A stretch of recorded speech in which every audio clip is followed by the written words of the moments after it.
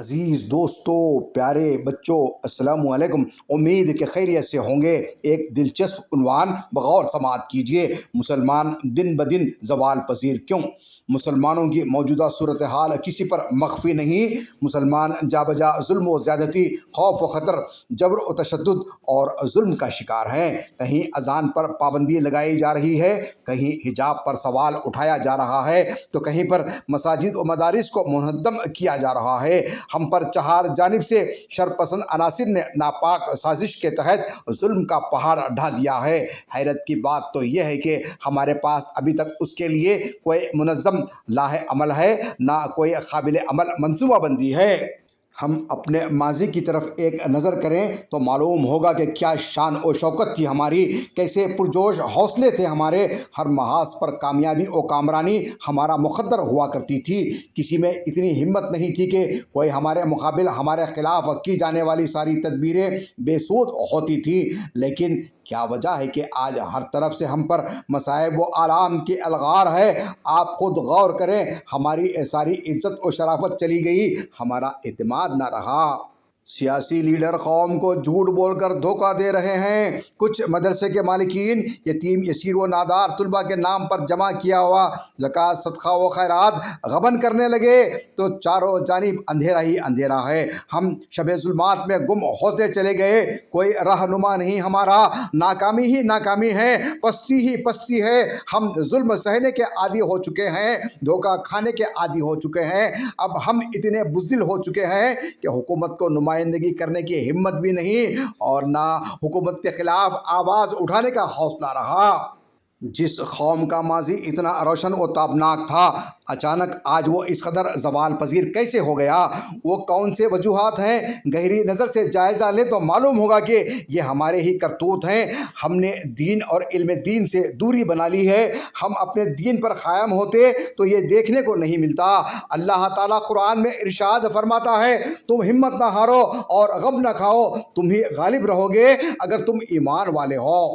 ایمان پر ثابت قدمی اور عمل شرط ہے، اور حاکمیت و برتری اس کی جزا ہے۔ شرط چھوڑ کر جزا کا طالب ہونا حماقت ہے اور سراسر نادانی ہے۔ مسلمان اگر اپنی زبان کو دور کرنے کے لیے قرآن و حدیث کی طرف رجوع نہیں کرتے ہیں، سنت نبوی صلی اللہ علیہ وسلم پر عمل پیرا نہیں ہوتے، تو یہ نہایت ہی بے وقوفی اور حیرت انگیز ہے۔ طریق مصطفیٰ کو چھوڑنا ہے وجہ بربادی۔ اسی سے قوم دنیا میں ہوئی بے اقتدار۔ اپنی اس حالت میں اشد ضرورت ہے کہ پیر پرستی، تعصب پرستی، مولوی پرستی، انا پرستی کی ضلالت سے نکل کر ہم قرآن و حدیث کے گلستانوں میں آباد ہوں۔ تعلیمی معیار سے اعراض ہی کا نتیجہ ہے کہ ہماری بہنیں مرتد ہو رہی ہیں، اسلام کو چھوڑ رہی ہیں۔ ہم نے انہیں دینی تعلیم سے مستحکم نہیں کیا، ہم نے کبھی ان کی پریشانیاں نہیں پوچھی۔ اللہ و رسول اور سیدہ فاطمہ الزہرا رضی اللہ تعالیٰ عنہا کا مطیع و فرما بردار نہیں بنایا، جس کی وجہ سے جس اسلام نے انہیں عزت و آبرو اور زندگی بخشی، وہی انہیں قید خانہ لگ رہا ہے۔ انہیں یہ احساس دلایا جائے کہ تباہی و بربادی کے کانٹوں سے نکل کر صراط مستقیم پر چلنا لازم ہے، ورنہ بعید نہیں کہ تاریخ اندلس دیار ہند میں بھی دہرائی جائے۔ ہماری قوم کے سیاسی و مذہبی رہنماؤں میں اتحاد نہیں ہے۔ ایک ہی سیاسی پارٹی کے لیڈروں اور کارکنوں میں اتحاد نہیں۔ ایک مدرسے کے مالک دوسرے مدرسے کے مالک میں اتحاد نہیں۔ ایک امام دوسرے امام میں اتحاد نہیں۔ ایک مقرر دوسرے مقرر میں اتحاد نہیں۔ مسجد کمیٹی اور امام میں اتحاد نہیں۔ امام اور مؤذن میں اتحاد نہیں۔ اگر اتحاد ہے تو عوام میں اتحاد ہے۔ دنیا میں تقریباً 58 ملک کے حکمران مسلمان ہیں، لیکن اتحاد و اتفاق نہ ہونے کی وجہ سے قبلہ اول بیت المقدس یہودیوں کے قبضے میں ہے۔ فلسطینیوں پر ظلم و تشدد کے تمام حدود پار کیے جا رہے ہیں۔